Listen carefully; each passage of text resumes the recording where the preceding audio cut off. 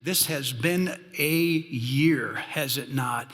I started looking back, as I know some of you have or you soon will, about what's happened in the last few months of our lives, and it just seems like so many things are changing. I thought, have we always felt this pessimistic? So I went back, I started looking at some memes from a few years ago, and what I discovered is that, yeah, we have. We've come to the end of almost every year with this sense of, well, that wasn't a good year, but this next one is going to be way better. 4 years ago, one said the first rule of 2017 is never mention 2016. So they went and had a very difficult 2017. They got halfway through it and said, I thought 2017 was going to be better. Now here we are 6 months in. Well, I'll wait for another year. At the end of 2019, just last year, someone wrote, 2017 changed me. 2018 broke me. 2019 opened my eyes. Now, in 2020, I am back. They had no idea. Do you remember how optimistic you felt about 12 months ago? Then one event after another, like a cascade, started changing our lives. There was an explosion in Beirut. There were wildfires in Australia. There was a flood in Indonesia. There was plane crash in the Ukraine, earthquakes in Turkey, then a pandemic in every country, and then in America, there was violence on the streets since last May. It seems like all year long we've lost things. In between those mountains of tragedy are millions of individual lives who've lost their health or their jobs or their routines or their confidence. They've lost people that are very, very close to them. So Christmas this year probably feels more tentative than it has in a very long time. The 4 themes traditionally associated with Christmas are hope, peace, joy, and depending on the list you read, love. Yet all 4 of these themes seem tenuous at best, irrelevant at worst. How does one hope when they've lost so much? How does one speak of peace in any meaningful way when you look at the streets in the major cities in America right now? And yet the prophets keep speaking of these themes again and again. It occurred to me that the days in which Isaiah lived were very much like the day that we live in today. And he started saying outrageous things. And they never seemed to move the people in front of him, not because they didn't believe them, but because they didn't care. The kind of hope they were looking for was always some other kind of hope. So when Isaiah said, spread this good news, here is your God, or your God reigns, the people were not interested because what they were looking for was something more immediate and practical, something like a change in the government, maybe a new policy, maybe a stimulus package, maybe a vaccine. It was something that will solve our immediate problems, but they were failing to see the bigger picture. And so the prophet spoke relentlessly of a narrative that was much larger than the last tragedy. And he gave us language for framing what is happening to us. He gave us a way of speaking about it. That's what I want to try this morning on this theme of hope. How does a Christian hope at the end of 2020, after all this stuff has happened? And We've no reason to believe that the turning of a calendar is going to make that much of a difference. Wherein is our hope? One of the oldest books in the Bible is the book of Job. And so a few months ago, I started reading through the book of Job because apparently I was thinking 2020 was not miserable enough. I needed to go back and read this diary of a man whose life imploded. If you know anything about the book of Job, you know that's what it's about. In 90 seconds, this man watched everything that he had and believed in get taken away from him. Servants came in and said that invaders have come from the sides and they have taken all of your assets. And while they were talking, another one came and said, all of your investments, your servants and your livestock, all the places where you put your wealth, that has been taken away. And while they were speaking, another person ran in and said, and while all of this was happening, a tornado came from the east and it has killed all of your family. Only I am left to tell you. In 90 seconds, you can read the 5 or 6 verses that changed Job's life. And what this means is the man experienced all of 2020 in only 90 seconds. Everything he saw and had was taken away from him. Now, 14 chapters into this book, he's in the middle of a lament. We're reading one of his diaries. It's a journal entry. And in chapter 14, he compares the life of a man to the life of a tree in favor of the tree. He starts out by saying, how frail is man and how short is life and full of trouble. Like a flower, we blossom for a moment and then we're gone. But for a tree, there is always hope. Even though it's been cut down and remains a stump, its roots decaying in the soil, yet at the scent of water, it sends forth a shoot and a branch.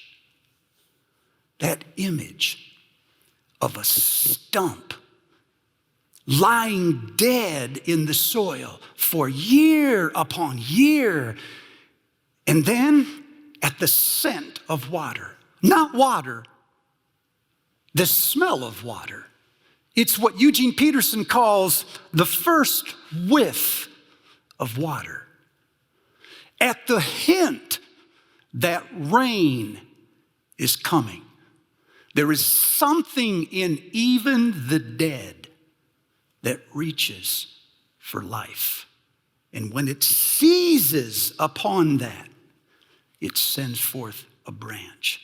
It's a powerful image because it suggests that when things are dead, they're never completely dead. By all appearances, they are done and gone, but there is still something in it.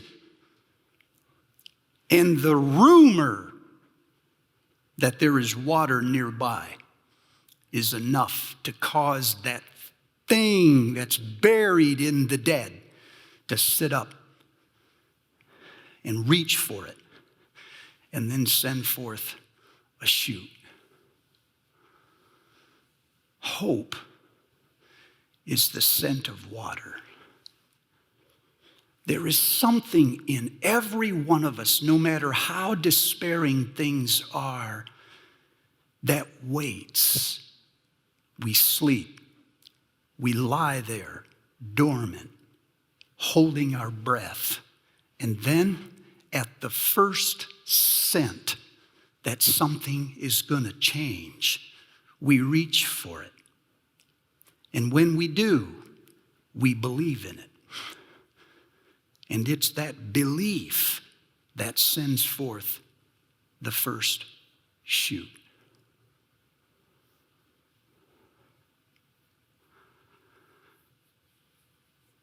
I thought of us at the end of 2020 I wondered if the last 12, at least 9 months have just beaten the life and the vibrancy, the enthusiasm right out of us.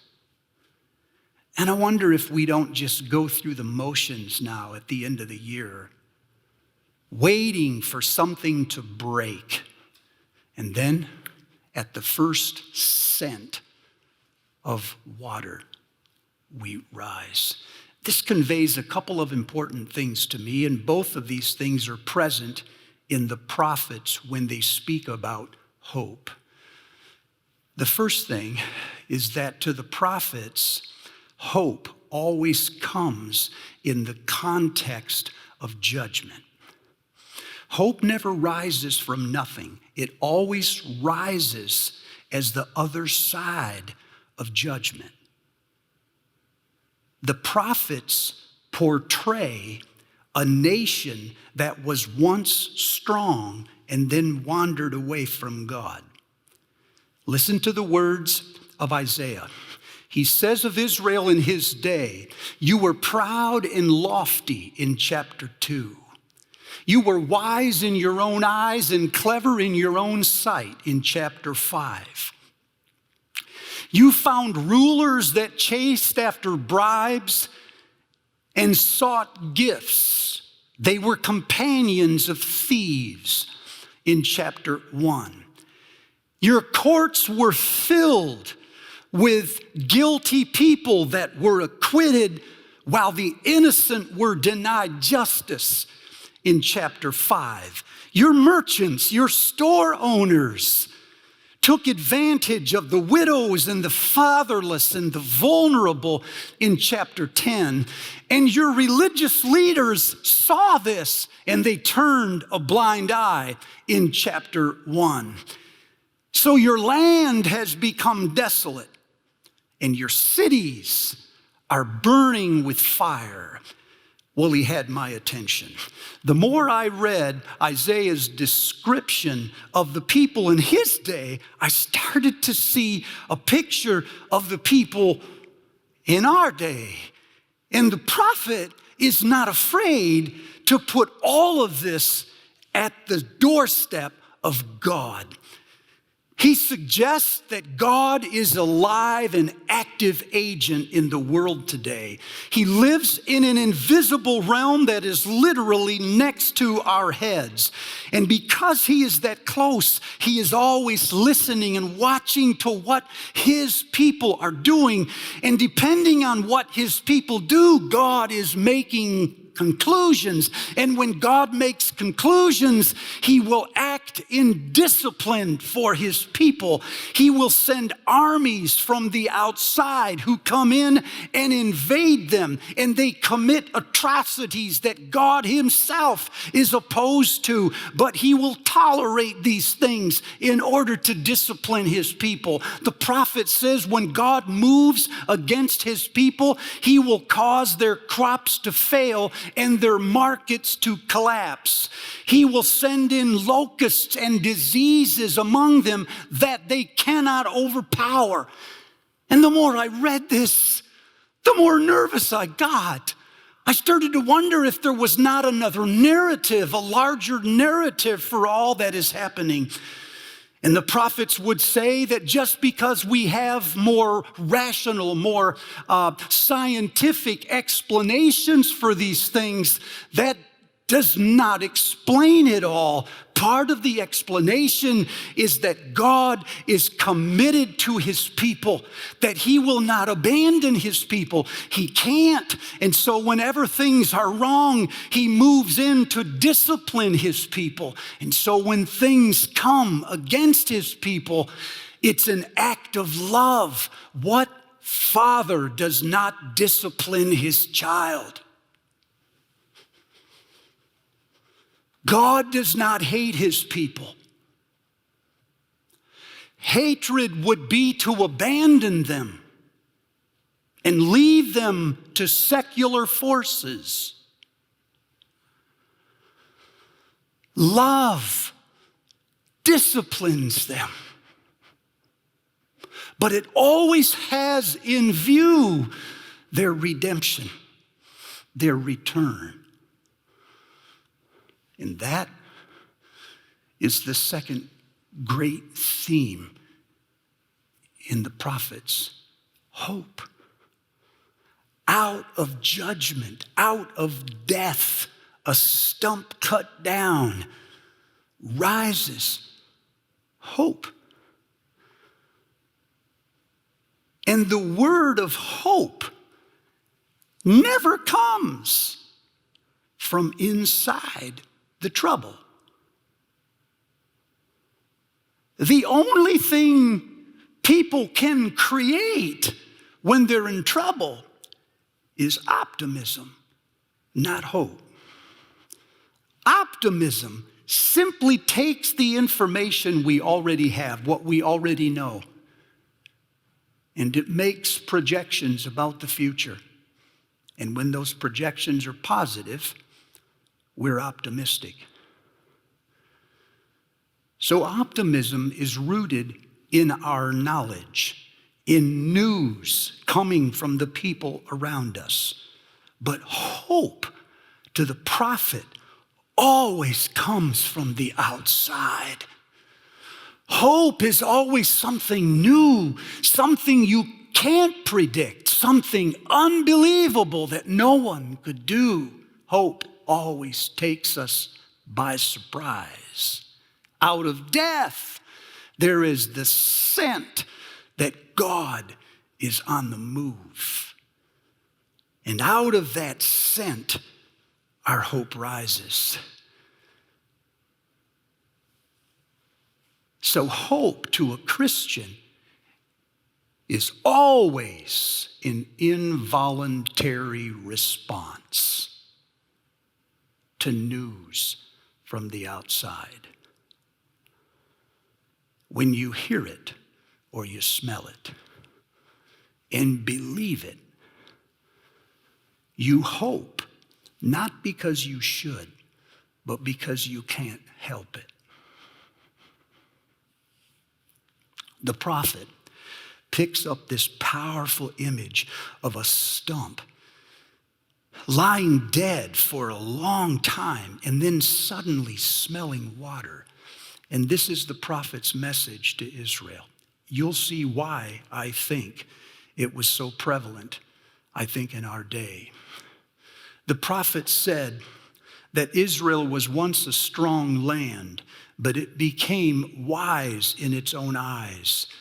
He said that Israel made idols out of things that it made with their own hands, and then people bowed down to things that their own fingers have made. He said the people of Israel were denying justice to the poor, the impoverished, and the vulnerable, and that God was watching this and forming conclusions. And so at the end of chapter 6 in Isaiah's book of sermons, he says, like a mighty oak tree is cut down and lies like a stump, so the holy seed, Israel itself, will be a stump in dry land. Then, chapter 11, the scent of water. In chapter 11, the preacher, Isaiah, smells the coming of Yahweh back to his people. He can sense that God is not finished with his people.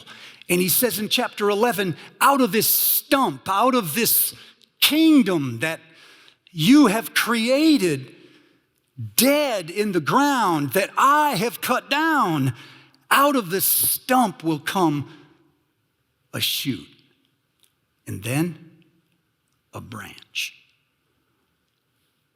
And this branch is not a government or a movement or a policy or a stimulation. This branch is a person, and he will have the Spirit of Yahweh on him.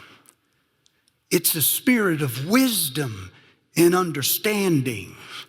It means he'll be able to look through a thing and never judge by the appearance or by what he hears.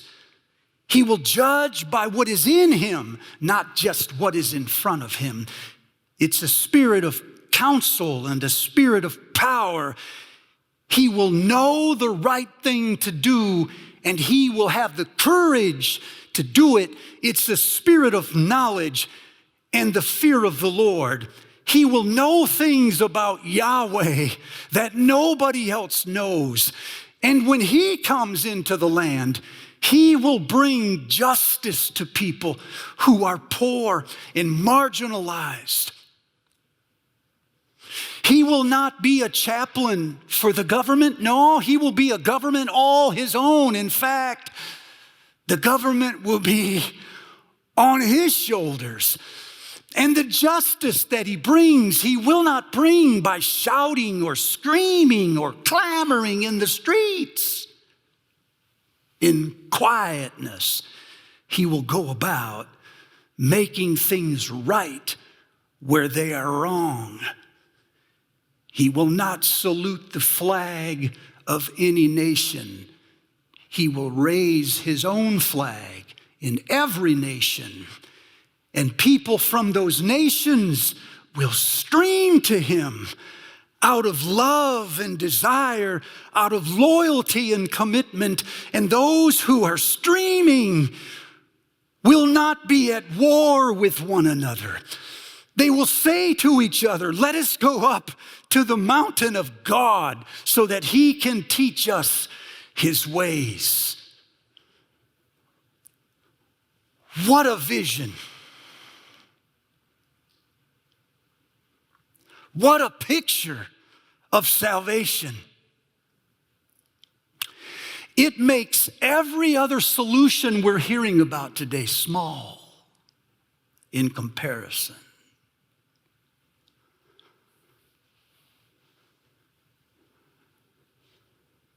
Then he says, this branch, this person, is not just a person, but a type of person. He's a people, a remnant, a minority. He's like a tribe or a nation that lives within the nation. And these people are just like him. The Spirit of Yahweh is on them. It's the spirit of wisdom and understanding. They make judgments not by what they've heard on social media or on the street, but by what they know to be true of Yahweh, by what is in them, not by what is in front of them. And they bring about justice, not by screaming or clamoring in the courts or on the streets, but by quietly going about making things right in places where they're wrong. These people, this remnant, this nation within a nation is as powerful as they are invisible. They're changing things. This branch is not coming to bust you out. He's breaking in and living among you in the very thing that you're living in. He is not an escape. He is your quietness and your rest. When I read this,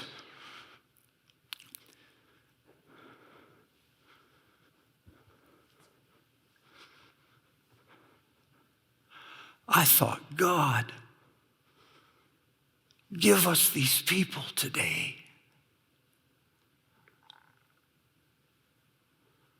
We have so many people, is it you? It's been me. Who speak more judgment than hope.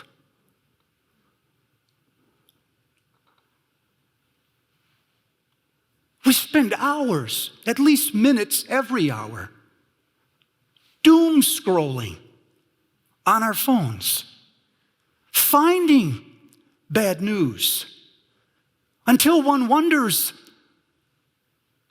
if we not only accept this news, we prefer it. Somehow the news stimulates us in ways that hope no longer does. It's not that we don't believe these messages.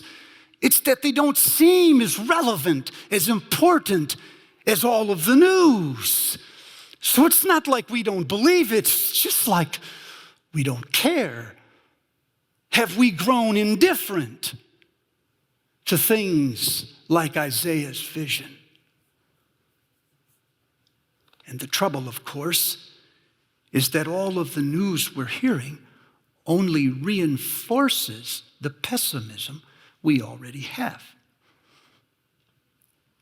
Until we cannot even imagine a better day, it is far more stimulating to condemn something.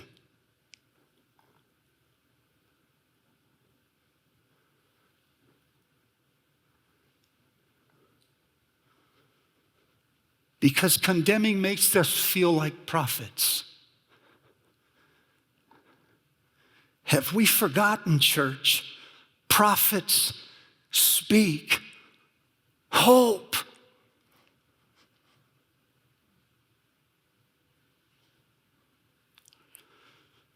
So I came out here thinking, I got to talk you into hoping. And then it occurred to me, I can't. You can't hope because you're supposed to. You are already the victim of your beliefs, whatever they are. Hope rises when you smell water and you reach for it and you believe it again. God is active in this world. He is listening and watching to things that people are doing. He is forming conclusions. The punishment that we are suffering is at the hand of God. Some of you are afraid of that because you're afraid that you'll damage his approval ratings. Isaiah seems not to worry about these things. By protecting God from these things, some of us in the room have created a secular worldview where the world is buffered from God. He knows, but doesn't have that much to do with anything. If we cannot hear the judgment, then we won't be able to believe in hope. My friend, they come from the same place.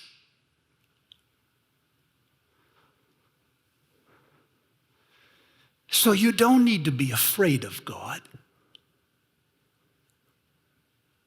Because what God is doing, whatever that is motivated out of loyalty and love to his people.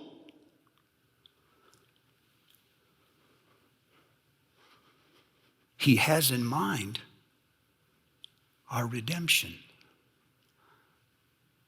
And so, he says outrageous things, hard to believe.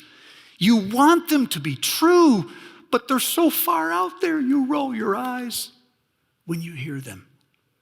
Oh, this morning, if you could hear them again and believe them, really believe them, and think that maybe you haven't misunderstood those verses. That is what they mean.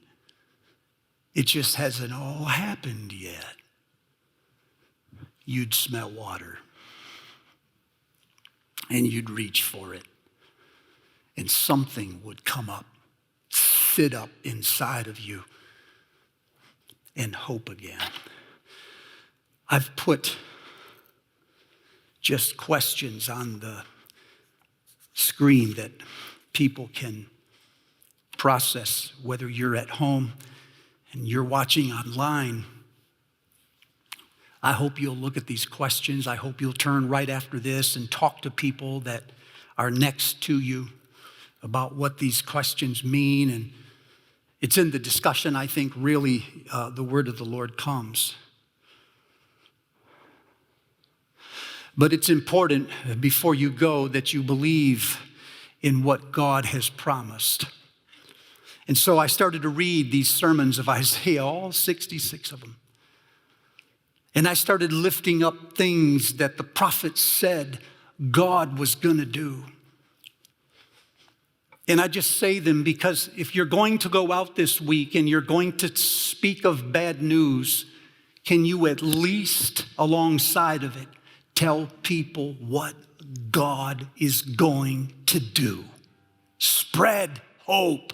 Tell hope by telling them what God is going to do. Hear then the word of the Lord. In that day,